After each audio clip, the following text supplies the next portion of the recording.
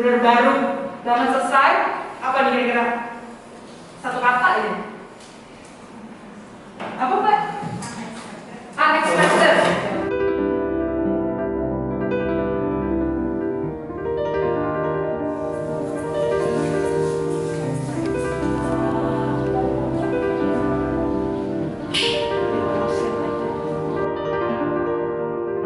Atraksi sendiri menekankan lebih ke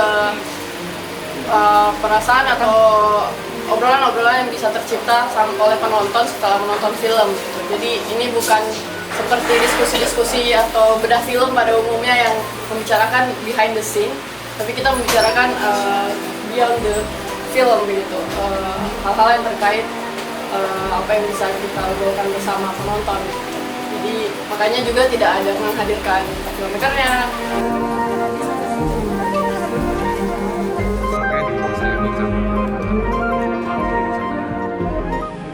Di Alteraksi itu setidaknya ada dua cara kita untuk berdiskusi. Mungkin beberapa ada yang udah pernah nih nyobain diskusi dengan cara berbeda, tapi setidaknya teman-teman di Alteraksi masih berani mencoba untuk pakai cara yang lebih seru, insya Allah. Ada dua. Yang pertama itu tukar pandang. Yang kedua itu adalah lontar suara.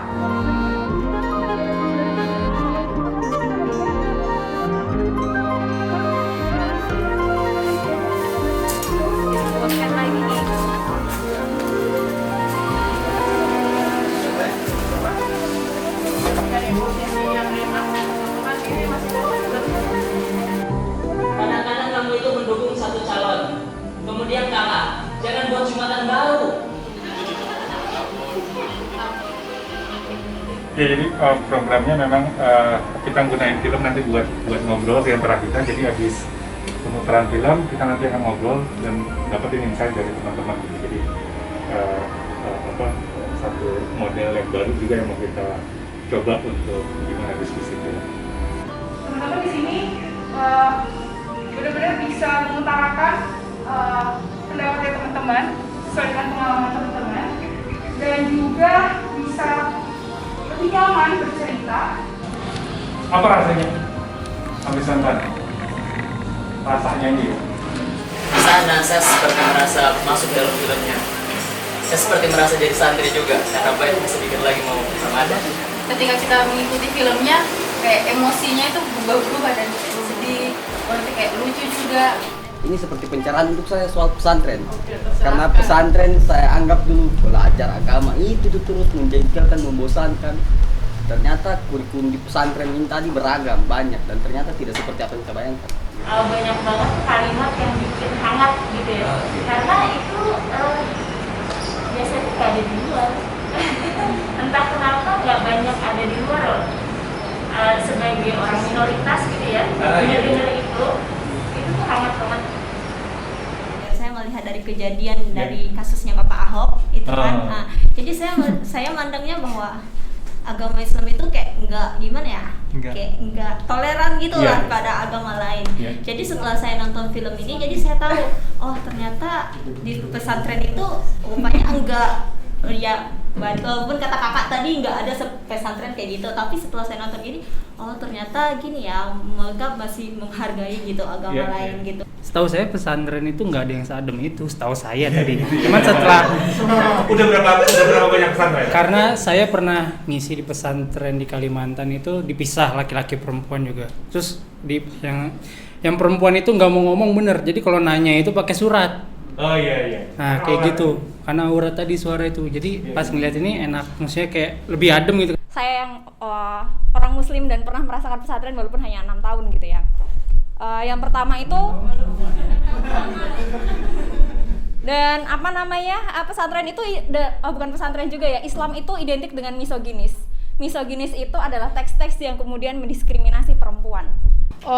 Seringkali di pesantren itu melahirkan tafsir-tafsir yang tadi kakak bilang yang misoginis dan eksklusif. Nah, tafsir yang misoginis dan eksklusif itu sangat memungkinkan kemudian menjadikan pesantren sebagai ruang untuk melahirkan bibit-bibit yang paham-paham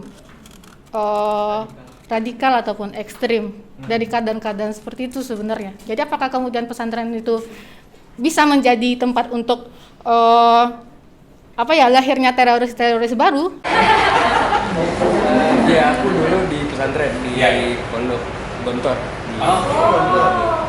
Apa rasanya ngeliat?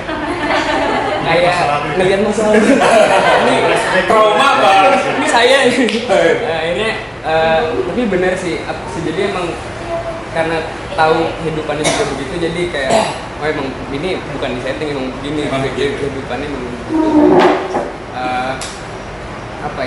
Karena banyak orang juga nggak tahu akhirnya orang di pesantren tuh ngapain, dan akhirnya sampai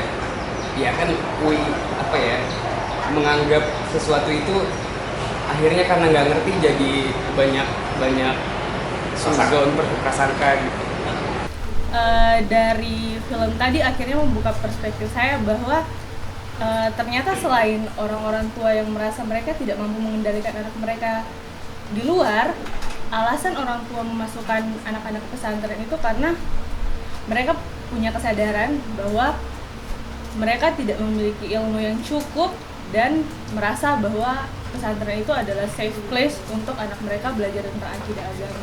Terus maksudnya tadi sering banget ada scene yang menggambarkan tidur di lantai gitu, sampai ada stand up komedi masuk angin, garuk-garuk iya garuk gitu. Tapi maksudnya kita lagi nanya-nanya aja sih, maksudnya itu apakah memang kurang proper di ini realita di pesantren kurang proper seperti ini, atau maksudnya kita lagi bertanya-tanya sih, maksudnya poin-poinnya lebih kayak kok tempatnya kurang proper gitu ya, maksudnya di lantai. Jadi pesantren is a very traditional sense of pesantren gitu ya, bahkan nggak pakai tempat tidur gitu kan, semua sama rasa sama rata. Terus tapi mereka punya pemikiran yang sungguh progresif, mulai dari menarik banget. Jadi pas habis nonton kayak kayaknya jadi punya harapan generasi masa depan kayaknya ada ininya deh. Iya, di tengah situasi begini di tengah situasi bikin hangat ya. Terus maksudnya karena saya kebetulan mengajar agama mulai berapa tahun terakhir. Terus kayak yang dia bilang 200 dari 300 santri yang masuk tuh nggak bisa ngaji, itu juga kejadian di sekolah mana.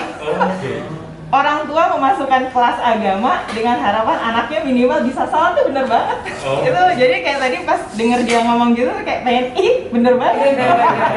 Itu gue banget gitu.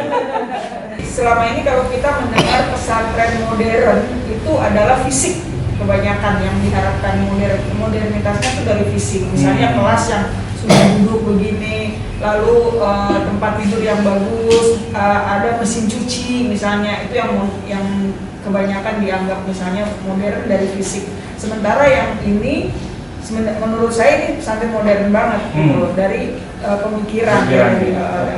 Ya salut aja gitu sama mereka, ternyata mereka komprehensif banget gitu dari sisi akademiknya, dari sisi personal, dari bisa jadi omongan ustadz ini lebih diterima gitu karena bahasa lebih mudah dimengerti gitu. Soalnya kan struggle yang aku lihat sih ya, dan sempat aku rasakan juga pas aku ikut volunteer pas Women's March dan acara-acara feminis lain, kayak mereka kebanyakan terlalu merasa lebih superior daripada orang-orang yang uneducated gitu, kayak yang mereka bawa diskursus second sex-nya Simone de Beauvoir lah, banana bitches-bitches-nya si Tengklo, yang mereka nggak ngerti gitu.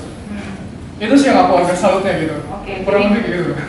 Jadi dia pakai pengalaman yang dekat dengan diri mereka gitu ya, dengan hidup orang-orang di sana gitu, dan dia pakai itu untuk ngomongin tentang kesetaraan gitu kali ya maksudnya.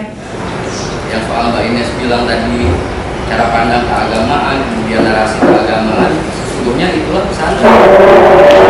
Kemudian tadi Mbak kan Mas bisa lihat tadi ada pengajaran kitab kuning. Jadi di pesantren itu juga berhasil di-capture oleh standar.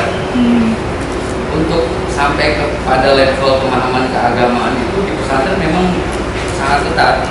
Yang aku rasakan tuh kayak orang-orang pesantren yang agak rigid orangnya, terus close-minded, etc. terlalu kayak gitu. Tapi setelah lihat dokumenter tadi agak berubah juga gitu. Berubah banget. Berubah banget. Itu mengembalikan citra pesantren karena aku pernah bertemu dengan beberapa orang yang pandangannya juga buruk terhadap pesantren. Ya kalau pandangan buruk ke pesantren yang tempatku dulu mungkin iya, karena banyak hal di situ soal patriarki, soal apa, bagaimana murid itu berjarak dengan guru, misalnya kayak yang tadi si aku lupa namanya, yang suka seni itu kemudian dia curhat dengan pemimpinnya.